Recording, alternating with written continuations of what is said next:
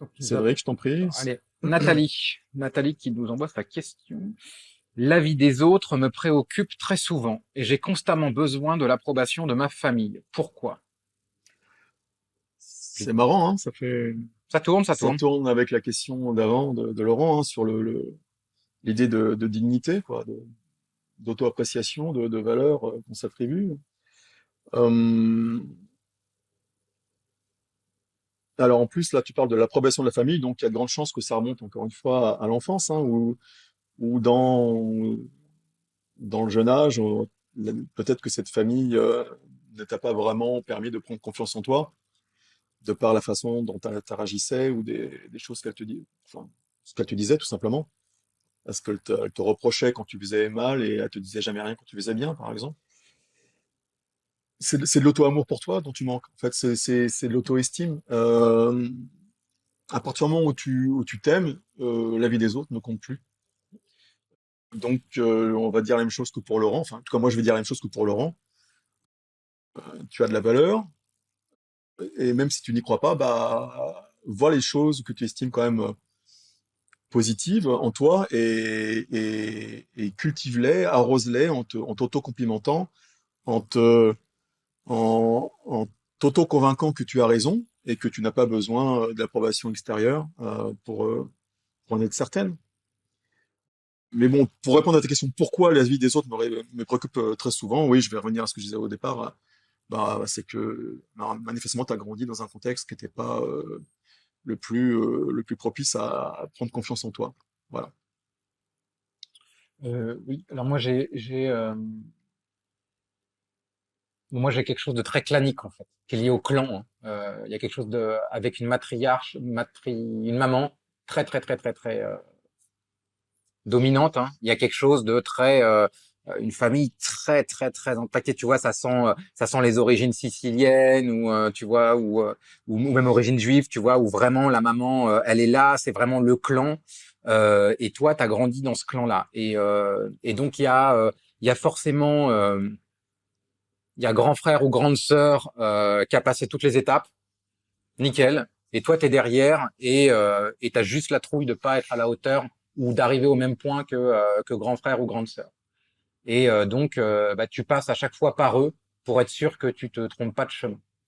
Et tu vois, dans ton chemin de libération, et moi, c'est un peu ma ligne de conduite, euh, je, je pense que il y a il y a quelque chose à aller trouver. Ce que je veux dire, c'est que tu es lié à ce clan et en fait, il t'est vital. En gros, tu vois, c'est même inscrit dans ta génétique, en fait. C'est dès que tu sors du groupe, tu sais, il y a 40 000 ans, quand on sortait de la forêt pour aller dans les prairies, celui-là qui sortait tout seul, il était mort. Si on n'était pas en groupe, en fait, ça veut dire qu'on allait mourir, quoi.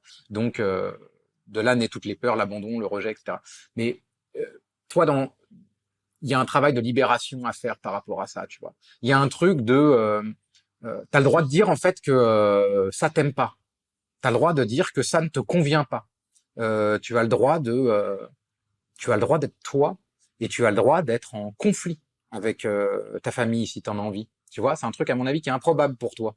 Mais tu as le droit d'envoyer péter papa, maman si ou ton grand frère ou ta grande sœur si ça ne te convient pas. Euh, c'est ok, ils t'en voudront pas. Tu ne seras pas exclu du clan. Plus tu t'affirmeras en tant que une personne solide, plus tu feras partie du clan. En fait. Tu vois. Toi, tu penses qu'il faut te soumettre pour faire partie du clan. Moi, je t'invite à être une louve féroce et hargneuse.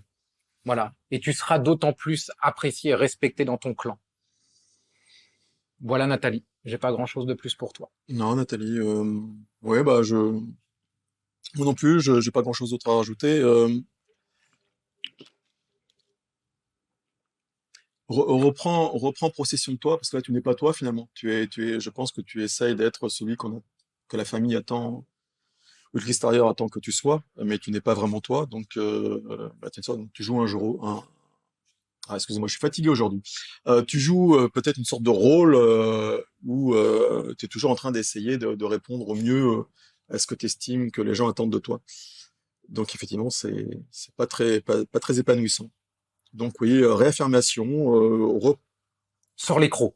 sors les crocs, Sors les crocs un peu, là. euh, réapproprie-toi, Fais-nous plaisir. Allez. réapproprie-toi. Ton avis, tes idées sont tout aussi bonnes que celles des autres. C'est juste une question de- d'affirmation, c'est ça, de Ouais, c'est ça. réaffirmation. Là, depuis tout à l'heure, Nathalie, je vais te dire qu'à l'intérieur, je me fais des montées de pulsions, de costaud, tu vois. J'ai vraiment envie, tu vois, d'aller, je sais pas, pousser de la fonte ou aller courir, tu vois, parce que je sens qu'il y a une énergie en toi, en fait, qui est folle. Il y a vraiment un truc d'animal sauvage, tu vois, qui peut, mais tout éclater, quoi. Et ça, putain, mais c'est toi l'alpha, en fait, quoi. C'est toi l'alpha du clan. Je te le dis. Tu vas manger maman, tu vas manger papa, c'est toi qui vas être à la tête du clan. Donc vas-y. Au sens figuré quand même, hein. On va pas Ne, se faire ne accuser tue de personne et efface cette cannibalisme vidéo et ton familial. historique internet. On ne veut pas rentrer dans ces histoires. Voilà. Allez, salut Nathalie. Merci Nathalie. Amuse-toi bien.